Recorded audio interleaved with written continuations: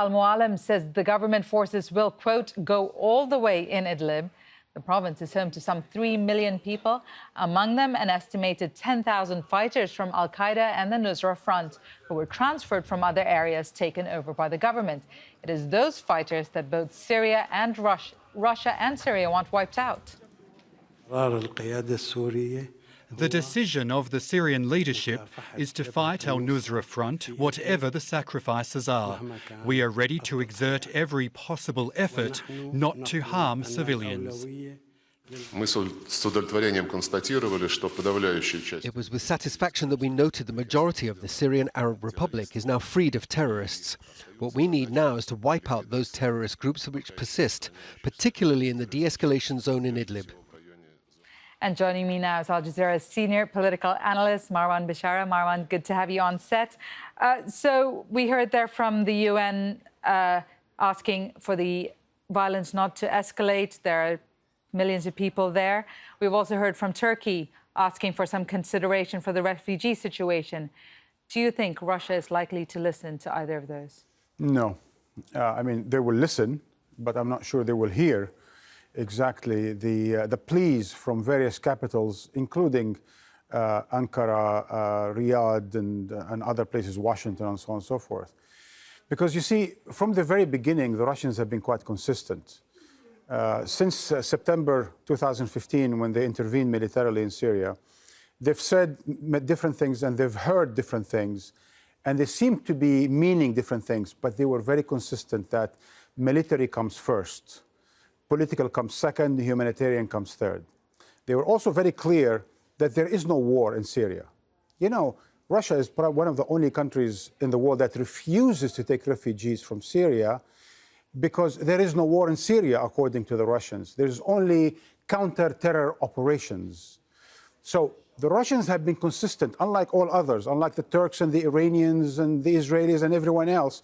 They have been quite consistent, and I think they're going to see, or they're going to follow through on their threat to intervene, to launch their offensive against Idlib, and there's going to be a very high human cost. And given that, the Russians, though, have asked the international community to help with Syria once they have completed this offensive.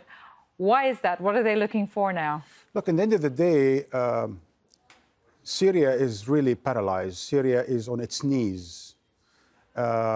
It's going to be very difficult for the Russians and the Syrian regime, once they win the war militarily, for them to carry any serious reconstruction of the country, because that's going to be expensive. And they understand that for Syria to move forward, especially if Assad, as Russia insists, must stay, it's going to be impossible for them to move forward without Western or international assistance, without Western or international investment, without Western or international support. So while Russia can win militarily on the ground, while they can repeat, for example, what the Americans did in Mosul, defeat ISIL at a huge human cost.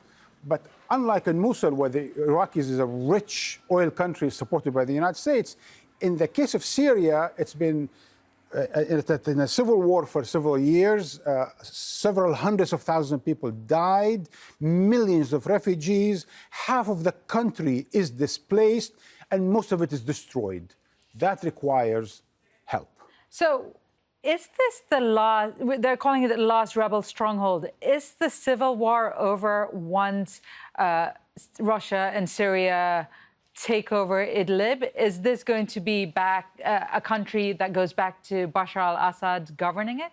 You know, I think the old wisdom is you can't step in the same river twice, because it's just the nature of things. It's just impossible. It's wishful thinking for anyone to think we're going to go back to the pre-2011. First of all, because nature changes, things change, and seriously, Syria has changed. And not only because you can't step in that one river twice, it's because after the rivers of blood in Syria, Bashar al-Assad is not going to be governing like he governed or ruling like he ruled before 2011. The country is divided. As I said earlier, the country is destroyed. It's on its knees. The hatreds today run deep. There is no room for reconciliations because the Assad regime only wants to win, not to reconcile. Because the whole understanding from 2012 that there needs to be a transitional body with executive powers is now completely sidelined in favor of Russia supporting Assad in order to defeat everything, including the moderate opposition, the liberal opposition, the democratic opposition, in addition to the extremist jihadis and so on and so forth. And I think that will lead to more of the same tragedies. I think the country will remain divided. I don't see a political future for Assad, even though Moscow insists on it.